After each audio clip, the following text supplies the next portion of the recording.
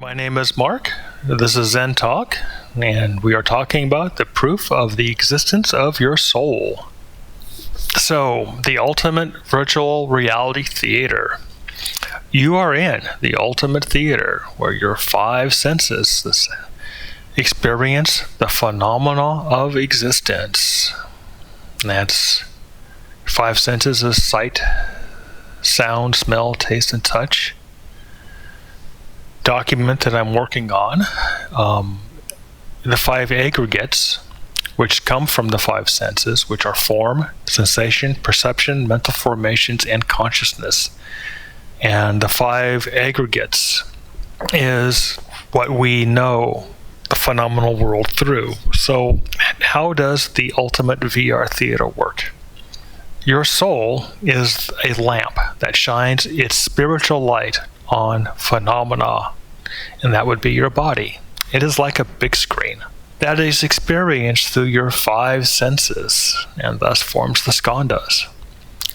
And it is your mind that reacts to it, as in thoughts, emotions, and constructive narratives of what you think the story is that you see being played out. I don't know if anybody's familiar with Plato and the story of the cave. So this is an image here of Platos Cave. And here we have you. This is you. And you are chained to this wall here. And behind you is all of these phenomena, these things that come and they go. These are people, I guess, thespians, or it could also just be phenomena. And these things will rise and they'll go down, and they'll go down randomly. Sometimes this will go up and this will go down. Sometimes all three will go down. Sometimes they all go down and then they all come back up. And then so behind phenomena in the world of Plato's Cave is this fire here. Now the fire illuminates all of these things here, casting a shadow on this wall. You can kind of see the shadow over here. And this is what people are looking at. This is what they see playing out. And they talk to each other as to what they think it means. They say, oh, the bird rose with the circle. This must mean something. And they create their own mental narratives, their own stories of what they think is going on. So this is Plato's Cave. And it's very much in line with the Buddhist teachings of your soul, which is the eternal light, which is shining itself on phenomena right here. And this is random. These people have no script. There's nothing here. It just comes and goes as they want it to go. It's all random. And these people here who are watching all of this is your mind. This is what is suffering. These people here are talking about the meanings and the narratives and the stories and their hopes and their fears and their wants and desires. So this is essentially Plato's Cave. And, what would happen if somebody here discovered that the chains that are holding them here, which would be the chains of attachment or the chains of want, what if they broke those chains, or those chains fell away and they just wandered off outside the cave to realize that the cave is an illusion, that the cave is meaningless, that it is not themselves, that this is all an illusion, which is enlightenment. And then what if they, like here, as you can see over here, these people are leaving because they are enlightened. They realized the true nature of all this. So they leave the cave. They are enlightened. And so some of them will say, well, I'm not going to come back. I'm not going back to the cave. Those are the arhats, the never to return. But then what if you're out there and you spend some time outside and you're looking around and you go, wow, this is so great. I really want all those other people who are in the cave to come out and join me. So you travel back down. Okay, so now the person's coming back down to the cave, and he's going to go inside and he's going to help these people wake up. Well, that's the bodhisattva. That's the awakened one returning.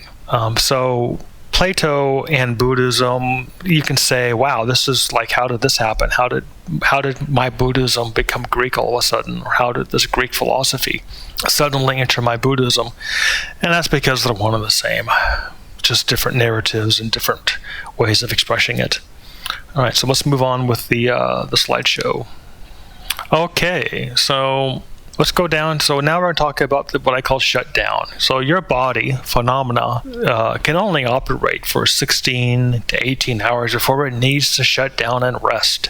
However, the soul and the mind are still active and working. They never rest. Your soul never rests, and your mind never rests. The phenomena, the big screen that you experience, the five skandhas that you experience through phenomena, essentially, physiologically, biologically, cannot be 24/7. It has to rest. So when your phenomenal body is resting, the light of the soul shines, but there is no screen for the light to illuminate. So your mind, that collection of emotions, thoughts, and constructive narratives, creates a pseudo-phenomena, which is called dreams. If you just think about this here, if there was no soul, no light, and there was nothing in between, nothing there to create these thoughts, emotions, and constructive narratives, then when you sleep, it would just be black. You would not know of dreams. Nobody would ever talk of dreams because there would be no such thing as dreams. So that tells you right off the bat that something's shining in your mind. There's still something illuminating all these thoughts and constructions. Now we'll talk about the soul light. The soul is eternal, never dying and always shining.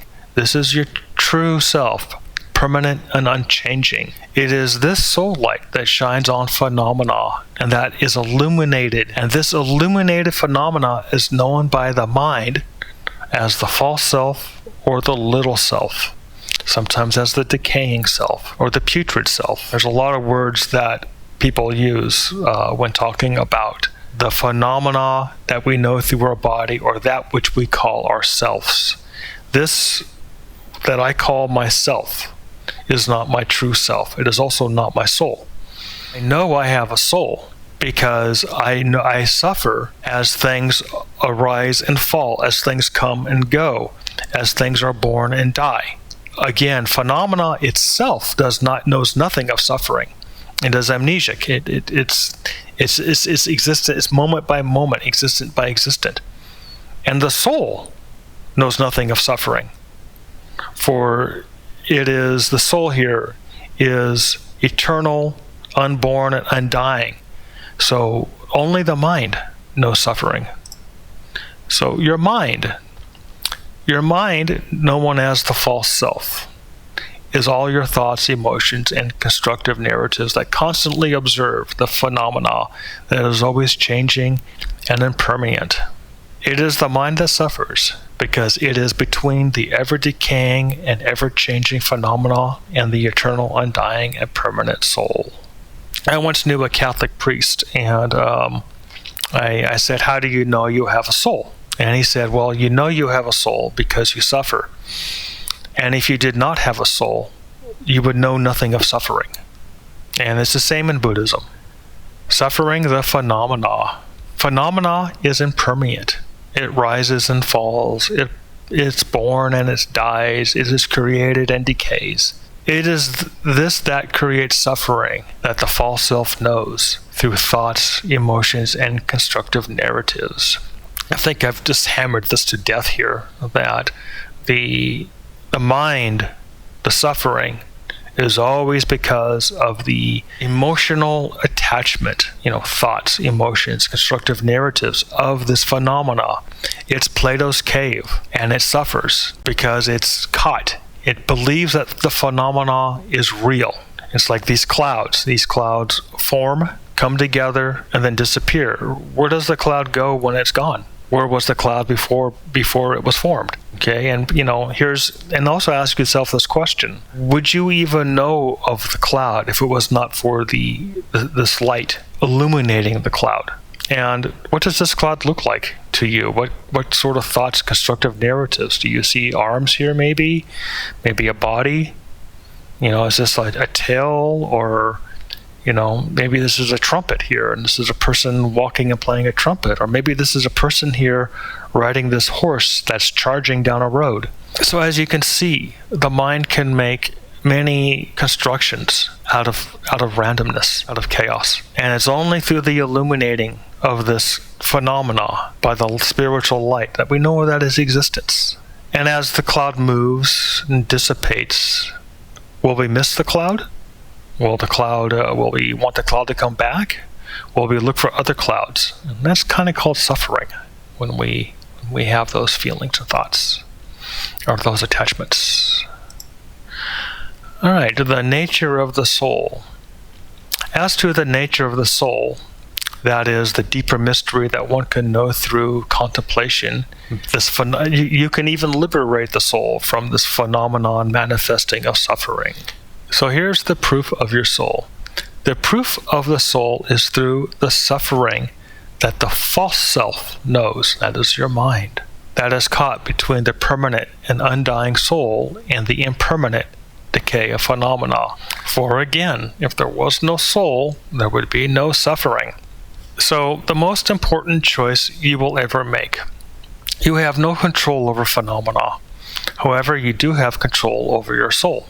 You can choose to remain in suffering, or you can choose to liberate the soul and cease the cycle of suffering. Really, there is only one choice, the most important choice you will ever make, and eventually you will make this choice. It's just how much longer do you want to be in suffering? So, you have no control over phenomena. Phenomena does what it wants despite your wishes. The world turns, so to speak. Your mind is not something. Your mind is what you observe. It's the observation of phenomena, and you know you're suffering because you're saying it's the contrast between what is the permanent undying soul and the ever-changing rise and fall, the birth and death of phenomena, which is decay. And that's the stark difference of the two. And so you suffer, and that's how you know you have a soul. Remaining in suffering means basically you're still thriving in phenomena. You're still thinking that maybe you can build a utopia out of phenomena, that you can save phenomena, that you can make that which is by nature decaying immortal. So when you choose to remain in suffering, you can choose to liberate your soul. By liberating the soul, which is you are ending the cause of suffering, you're leaving Plato's cave. You're saying, I'm done with it. And you're ceasing the cycle. You are no longer suffering. You're no longer caught in phenomena. You're no longer trying to make mental constructions out of cloud formations. And when I mean it by there is only one choice, and it's just a matter of when you make it. Make it now, make it in 20 years from now, make it in 20 lifetimes from now. But eventually you will make this choice. And it's just a matter of when. All right. That is the end of my presentation. I know it's a lot. It's quite, there's a lot there. I invite you to watch my other videos and read the writings on the website, ask me questions. And like always, please remember to like and subscribe. I can always use your support. All right. Thank you very much.